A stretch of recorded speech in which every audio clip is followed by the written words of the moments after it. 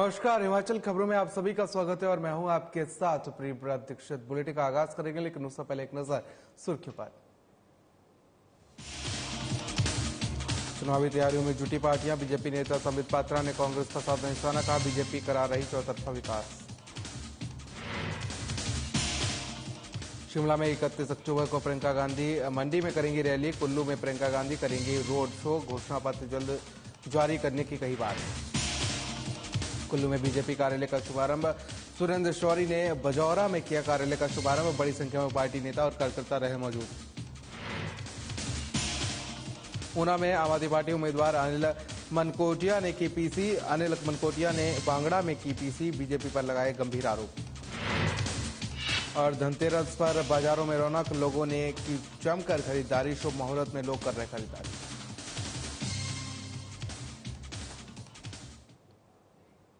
चलिए खबरों में आगे बढ़ेंगे और भारतीय जनता पार्टी के राष्ट्रीय प्रवक्ता संबित पात्रा ने शनिवार को धर्मशाला में पत्रकार सम्मेलन के दौरान राहुल गांधी पर जमकर हमला बोला है। उन्होंने कहा हिमाचल प्रदेश में होने वाले चुनावों को लेकर कांग्रेस पार्टी के नेता ऐसी घटिया बयानबाजी कर रहे हैं जिससे उन्हें लगता है कि वे प्रदेश में कांग्रेस की सरकार बना लेंगे। राहुल गांधी पर हमला बोलते हुए संबित पात्रा ने कहा कि चुनावी दौर में भी राहुल गांधी कभी केरल तो कभी कर्नाटक घूमते हुए नजर आ रहे हैं और घूमने में व्यस्त हैं। इससे स्पष्ट होता है कि राहुल गांधी हिमाचल प्रदेश को लेकर बिल्कुल भी गंभीर नहीं है। उन्हें हिमाचल प्रदेश और यहाँ के चुनाव से कोई लेना देना नहीं है। संबित पात्रा ने कहा कि राहुल गांधी हिमाचल को अपना नहीं मानते हैं। इसी कारण से हिमाचल में कांग्रेस कार्यालय में जो भी भ्रष्टाचार या घोटाले हुए उसको लेकर आज दिन तक राहुल गांधी ने कुछ नहीं कहा। इसके विपरीत प्रधानमंत्री नरेंद्र मोदी उत्तराखंड में भी हिमाचली परिधान पहनकर केदारनाथ पहुंचे थे। उससे ये जाहिर होता है कि पीएम मोदी को हिमाचल से कितना लगाव है।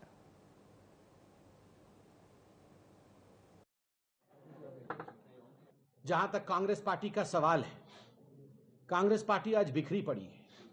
ना उनके पास नेता है, ना उनके पास नियत है। ये जो राहुल गांधी, मैं आज पूछना चाहता हूं, मैं आज हिमाचल प्रदेश की जनता की तरफ से पूछना चाहता हूं, राहुल जी, आप तो यात्रा कर रहे हैं केरल में, आप तो यात्रा कर रहे हैं कर्नाटक में, क्या आपके लिए हिमाचल प्रदेश महत्वपूर्ण नहीं है?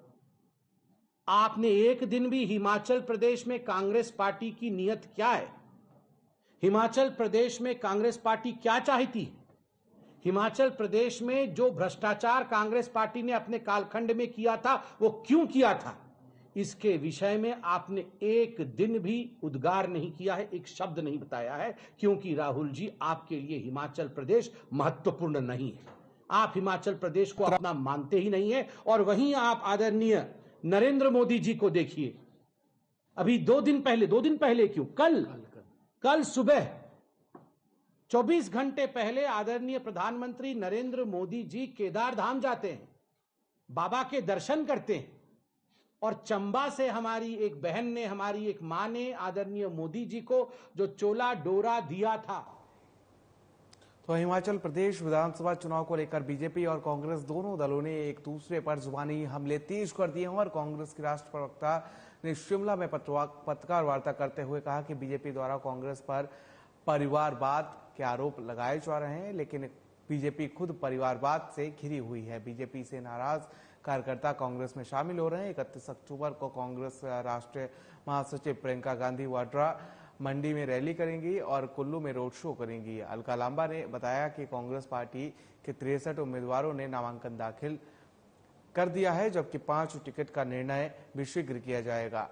25 अक्टूबर के बाद कांग्रेस पार्टी अपने स्टार प्रचारकों की लिस्ट भी जारी कर देगी और वर्तमान बीजेपी सरकार के खिलाफ सबूतों के साथ चार्जशीट भी लाई जाएगी, जबकि घोषणा पत्र भी बनकर तैयार हो गया है, जिसे जल्द से जल्द जनता के बीच लाया जाएगा। बीजेपी पर निशाना साधते हुए अलका ने कहा कि प्रदेश की सरकार का रिमोट कंट्रोल दिल्ली में है और सरकार दिल्ली से चल रही है। प्रदेश में विकास के कार्य 5 साल ठप रहे। वहीं अलका लांबा ने कहा कि कांग्रेस पार्टी में मुख्यमंत्री के बहुत चेहरे हैं, लेकिन प्रदेश के मतदाता, विधायक और पार्टी हाईकमान मुख्यमंत्री का चेहरा तय करेगी।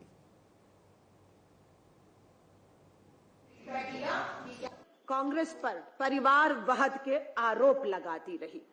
इन टिकटों में देखने आया कि परिवारवाद के मुद्दे पर खुद भाजपा बुरी तरह से घिरती हुई, बेनकाब होती हुई दिख रही है।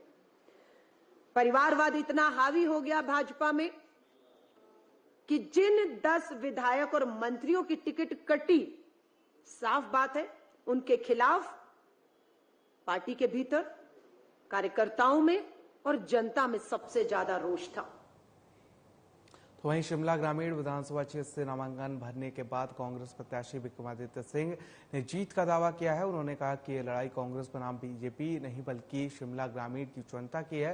उन्होंने कहा कि साल 2022 के विधानसभा चुनाव में ये लड़ाई शिमला ग्रामीण के 78,000 मतदाता बेरोजगारी के खिलाफ लड़ेंगे। विक्रमादित्य सिंह ने कहा कि उनका मकसद है कि शिमला ग्रामीण विधानसभा क्षेत्र पूरे प्रदेश में अग्रणी स्थान पर रहे।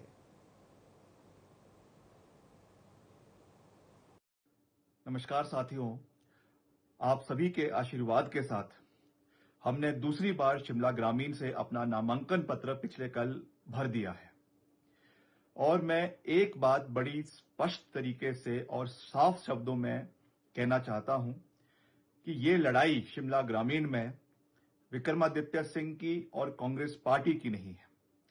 शिमला ग्रामीण की ये लड़ाई शिमला ग्रामीण के 78,000 मतदाताओं की है, जिनका भविष्य हमने आने वाले समय में तय करना है।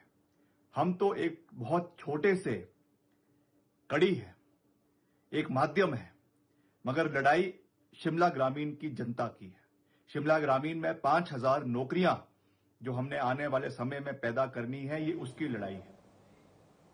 तो वहीं रेणुका जी विधानसभा क्षेत्र से बीजेपी उम्मीदवार नारायण सिंह द्वारा शुक्रवार को नामांकन के बाद की शक्ति प्रदर्शन और जनसभा के लिए पार्टी के प्रदेश अध्यक्ष सुरेश कश्यप का चौपर से पहुंचना चर्चा का विषय बन रहा है। इस दौरान बीजेपी विरोधी दलों के लोग ये कहते हुए सुने गए कि केंद्र और प्रदेश में सत्तासीन बीजेपी इस चुनाव में पानी की तरह पैसा बहा रही है। हालांकि बीजेपी के अनुसार प्रदेश अध्यक्ष के हर रोज कई कार्यक्रम होने के चलते वो हेलीकॉप्टर का इस्तेमाल कर रहे हैं।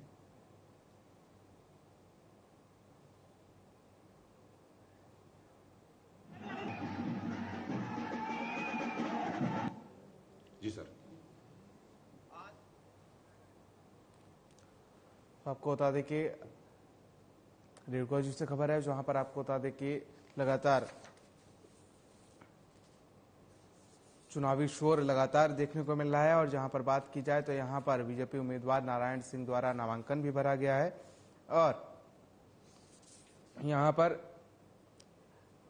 रेणुका जी विधानसभा क्षेत्र से बीजेपी उम्मीदवार नारायण सिंह द्वारा शुक्रवार को नामांकन के बाद शक्ति प्रदर्शन और जनसभा के लिए पार्टी के प्रदेश अध्यक्ष सुरेश कश्यप का चौपर से पहुंचना चर्चा में रहा है।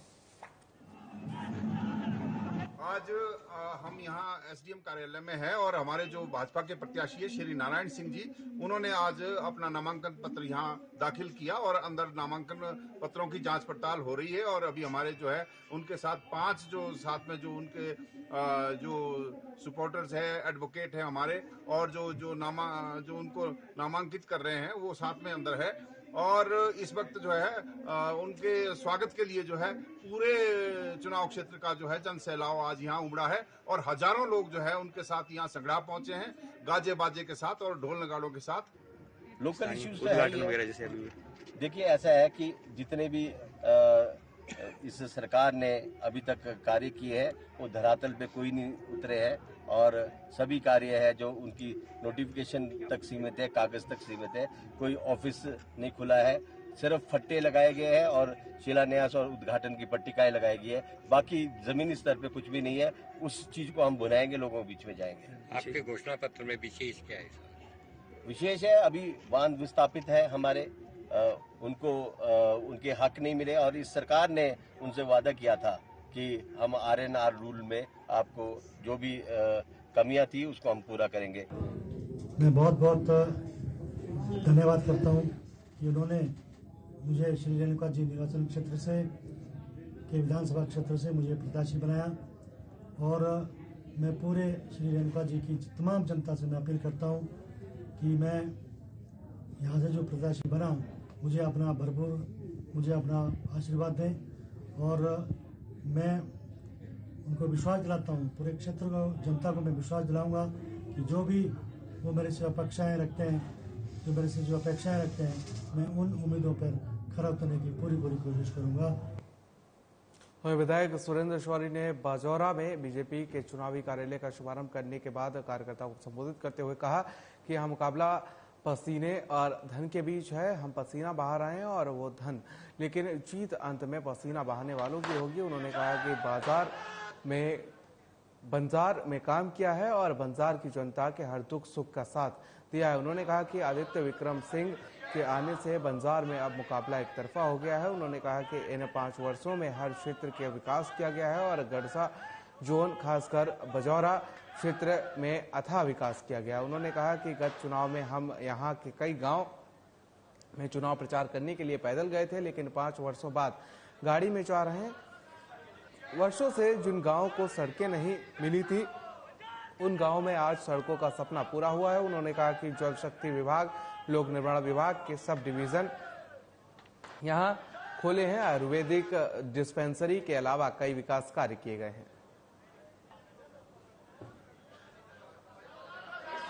बंजार विधानसभा के अंदर इस चुनाव के लिए पिछले कल हमारा नॉमिनेशन हुआ, उसमें हजारों की तादाद में कार्यकर्ता आए थे और चुनाव का संचालन करने के नाते हमने अभी तक 3 कार्यालय अपने कॉन्स्टिट्यूंसी के अंदर खोले।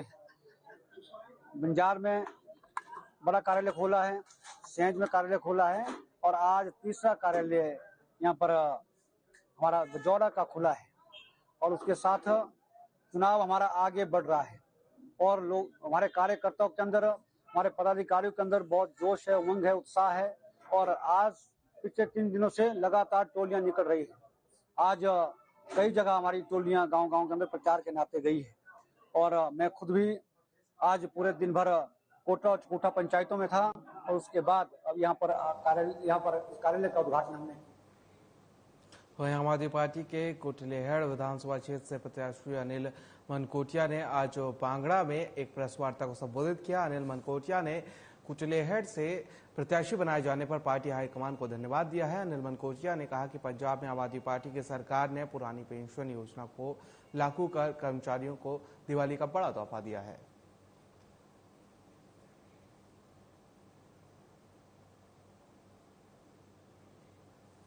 तो इस बुलेटिन फिलहाल मेरे साथ इतना है, मुझे दीजिए इजाजत। नमस्कार।